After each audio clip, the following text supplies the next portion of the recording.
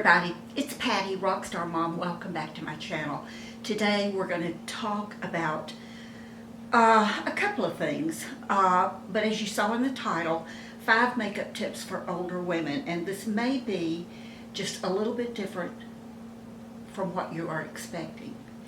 But before I do the 5 makeup tips, I want to talk to you about 2 remarkable women that I met recently. The first one goes back to this past December. We were on the Caribbean cruise, 10 days in the Southern Caribbean, and we met this couple while on that cruise. Her name was Marlene. And I want to tell you a little about Marlene. Right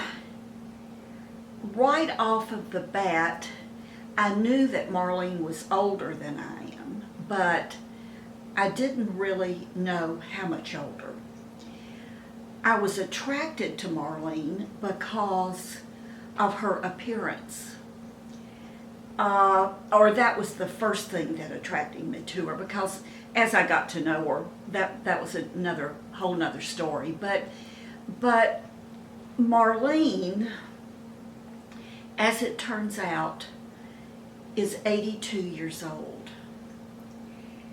Now, I did ask her if I could take her picture. We were in a parking lot, and she said yes. Marlene told me that she still loved to try to make herself look pretty. She shared with me that for as long as she could remember, she had bought all of her clothes from Talbot's. My mother shopped at Talbot's, so I'm familiar with their clothing. I've been in Talbot stores, but I don't know, that's just not quite me. But every time we saw Marlene, her clothing was spot on. It was absolutely perfect, very well put together, very just trendy enough, if you know what I mean, just trendy enough. So Marlene, as you can see from her picture, had very short gray hair. And when I tell you that it's only about an inch off of her head, it's about an inch long. And again, she said she had worn her hair for so long exactly like this. She just had the right shaped face and head to pull it off. Now, sometimes when I saw Marlene, and I really can't tell from this picture, but sometimes she had that little short 1-inch hair spiked up, just like this, going to the front. You know what I'm talking about, like that. Sometimes it was just combed straight down to her head, but a lot of times the top was pointed, was styled up. So cute, so cute. Marlene wore a full face of makeup. She had on foundation, she had on blush, she had on eyeshadow, eyeliner, mascara. Her brows were done every time I saw her. She always had on cute shoes. They were always flat shoes, but they were cute shoes. She had her nails done, and they were acrylics, but they were little short stilettos in like an off-white color. She was just perfectly put together. And the feelings that I have of just wanting to look the very best that I can look for me every day. Again, it was Marlene just reinforced it. reinforced it. I knew after meeting Marlene that I'm okay. It's okay for me to still do my makeup and do my hair and just try to be as good as I can be, or look as good as I can be, because this really today is about the way we look, the way we come across to other people. And on that cruise too, there were so many, because it was in December, I think there were not very many children of any age on that cruise. It was before school was out. And so it was more of an older demographic. And I saw other women who were my age up to and above Marlene, and they had made the decision not to really do anything to themselves. And you know what? That's okay too. That's what was so neat, is that, as I've always felt, it's okay for us to just age like our mothers and our grandmothers and our aunts. It's okay. But for those of us who just want to still use makeup and still primp, it's okay. It's okay. That was Marlene. About a month ago, I ran in the Dollar Tree, and I rounded a corner pushing my basket, and there was this woman walking toward me pushing her basket. And I could tell that she was older. I couldn't tell how much older, but as we were coming toward each other, we nodded and spoke, you know how you do, and smiled at each other. And I think I may have said, "How are you?" And she said, "Fine." And she stopped when she got right to me, and she said, "Do you mind telling me, do you know where the aspirin is?" And I said, "Oh gosh, no, I don't." And when she got up to me, I could tell that she probably was, much older than me. But I said, I'll be glad to, I'm not in a hurry, I'll be glad to find it for you. And she said, "Oh, no, I'm good, I can do it." Well, she had her hands on her basket, but by then she had taken her hands off of her basket. She had no walker, no cane, no nothing to assist her in walking. And I don't know what was said, but we started this little conversation. I immediately complimented her on a necklace that she had on. It was a big gold pendant, and it was beautiful. It was just, there was no doubt whatsoever that it was real. It was on a thick gold chain. And she just grinned real big, and she said, "Thank you." She said, "This was given to me by a man friend many years ago." And I said, "Awesome, that's great." And she said, "Yeah, my husband died, his wife died." She said, "It never was anything with us, but I would cook for him all the time, and he would take me to the movies. We sort of had this arrangement." And she said, one day out of the clear blue, he gave me this necklace and told me it was just an appreciation for me cooking for him such good meals. And she said, "I've never had it off." And I said, "Well, if I had it, I would not take it off either. It's gorgeous." And I told her, "You are just so cute," because she was. Her name was Doris. And as I said, Doris and I started talking. And let me tell you about Doris. Doris was 97 years old. She was not humped over like you would think someone of that age might be. She stood up straight.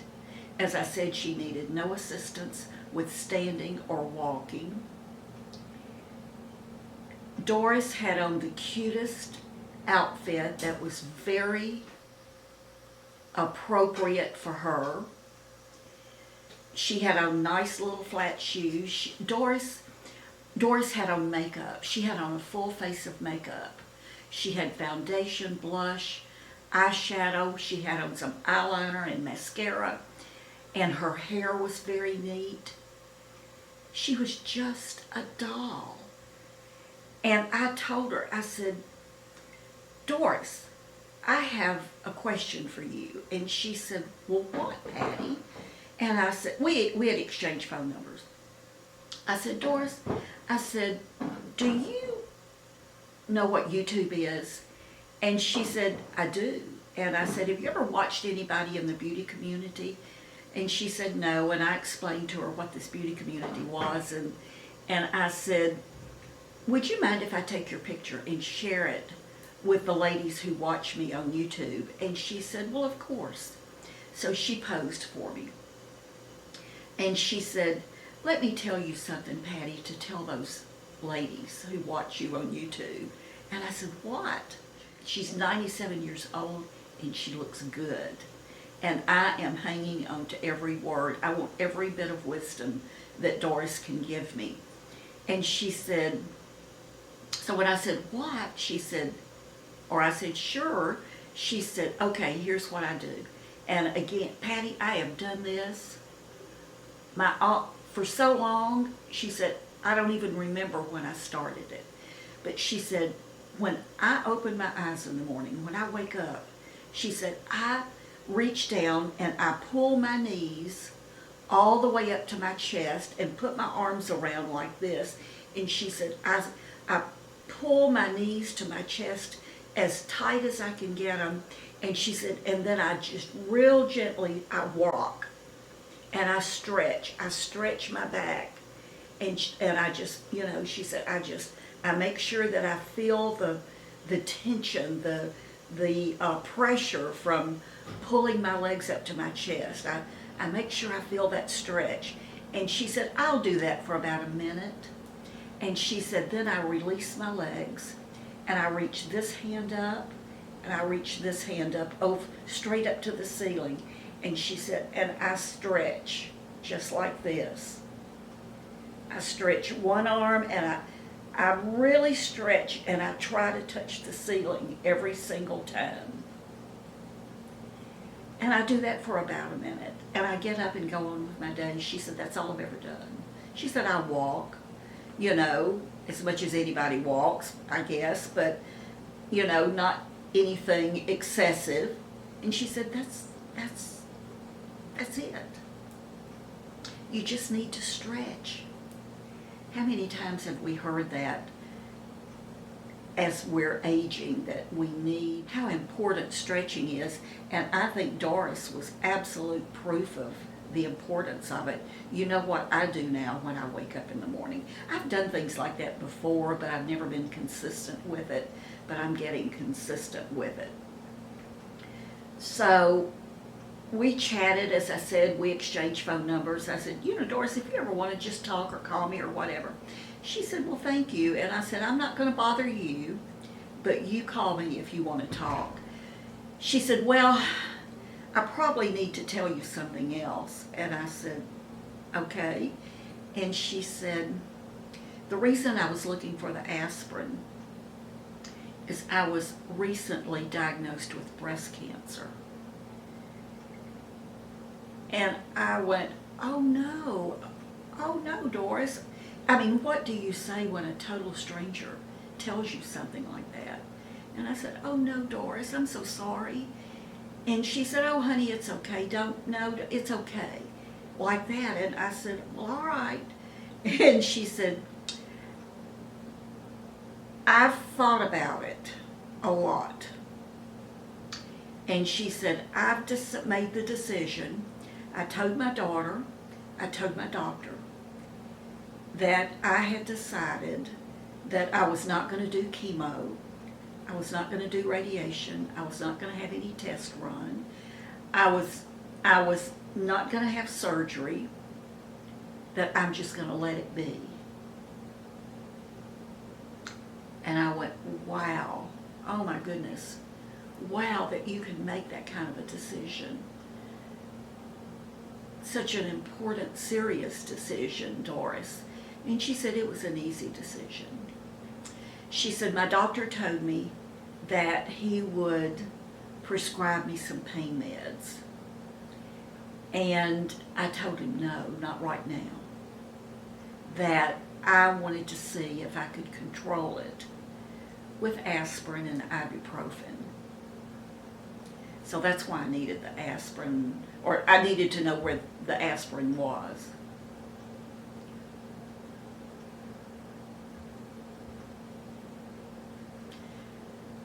I mean, I thought her daughter has to be my age, at least my age. And she said, and I've always lived alone. Since my husband died, I've always lived alone. She said, but I've just recently moved in with my daughter. She was just remarkable. I mean, remarkable. 97 years old. And she is still taking care of her appearance. 97 years old, recently diagnosed with breast cancer, and she's still taking care of her appearance. What a role model for me. Was that my day or what? I'll never forget her. I'll never forget Doris.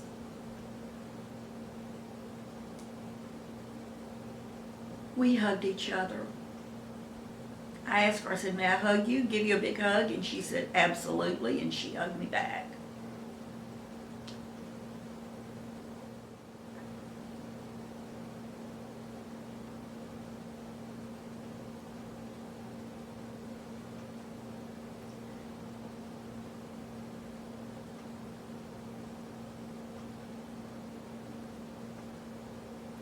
Two awesome women. Two awesome women. I bet you've met women like that too.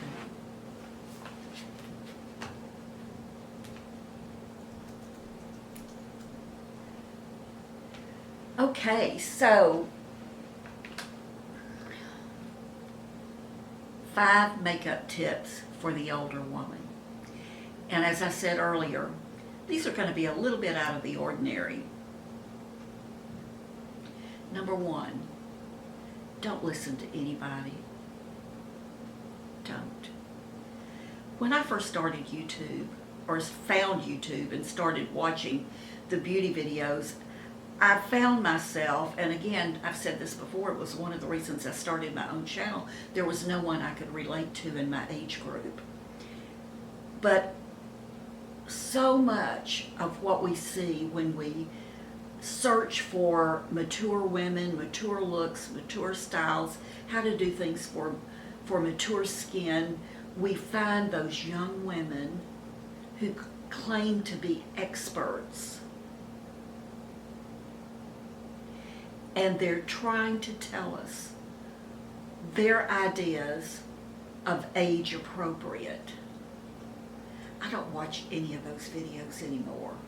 If I'm looking for something and someone is younger trying to tell them, I just don't. I just don't. I'm not going to watch them.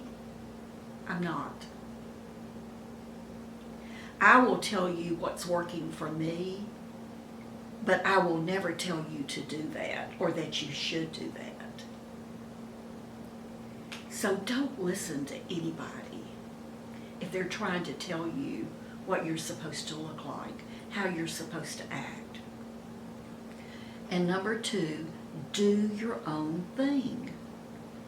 If you want to wear your hair ratted out to here, if you want to wear the cutest, most stylish, modern, trendy, faddish little hairstyle, do it. If you want to ring your eyes with black eyeliner to high heaven, do it. If you want to wear tons of blush and red lipstick, do it. If you want to dress like your daughter or your granddaughter, do it. Do your own thing. Do what makes you happy and do what makes you feel good about yourself. Number 3, take time to primp. Now, my mother called it primping, and I've always called it primping. And for as long as I can remember now, many, many years, I've had a little vanity where I could sit. It might be a little small table with a stool or a chair where I could put my makeup mirror and I could sit and primp. And as I've started to get older, and I mean much older, I will sit at my little vanity and I will practice. I will watch maybe YouTube videos on how to do a smoky eye or how to do this or how to do that, and I'll just practice. I'll take my makeup off, I'll do an eye one way, I'll do the other eye another way. I'll tune it and tweak it and tune it and tweak it until I get something that I think I like, something that I think is me. And what I figure out that is me may not be what you figure out, or what I figure out is me may not be right for you. So take the time. Before I married Jim, it didn't matter. I could do it any time. But since Jim and I have been married, a lot of times my primping time is on Saturday or Sunday afternoons while he's watching golf or a football game. I'll go to the bathroom and sit down and play with my makeup and try different things to see what's working. Number 4, practice, practice, practice. If you are going to do something other than the bright red lips and the ringed eyeliner and the big rosy cheeks, practice. I am finding, and it's happening more and more often for me now, is that my face has been changing almost daily, sometimes it seems like. This side of my face is falling much faster than this face. And this eyelid is, this whole eye area especially is falling. It's I don't have as much room from my lashes up to my eyebrow. For me personally, I have had to start shaving the end of my eyebrow off and then penciling it in higher so that I have more room to open my left eye up as wide as this eye. What I was finding is that I could do my eyeshadow and then I would look in my vanity, not my little makeup mirror, but my vanity mirror, the big mirror over the sink, and I would look and it was like there was not nearly as much room on this side as on this side. So I thought, okay, how can I fix this? How can I fix this? And I started working with it and finally decided that I needed to shave my eyebrows on the end from the point going out. And I just pencil it in a little bit higher. And that gives me more room to open up this eye. So it's things like that. I'm learning that I need to put my blush a little bit higher on my cheeks. But it's constantly changing. And those of you who have gotten anywhere close to my age have already, you're already experiencing this. So for me, it is just practice, practice, practice.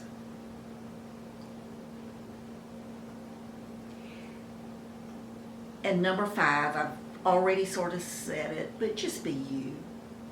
Just be you.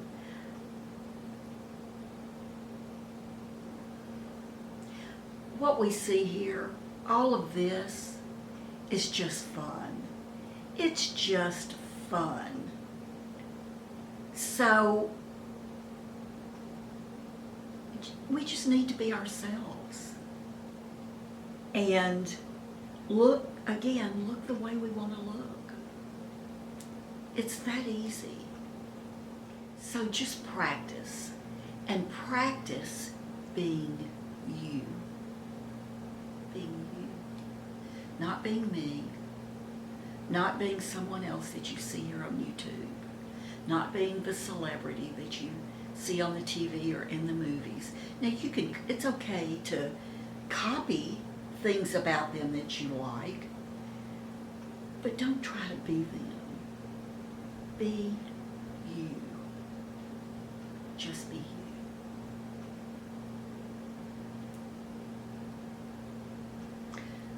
I'm hoping that that's something that I never forget. Thank you so much for watching. I appreciate you more than you'll ever know, and I love you more than you'll ever know.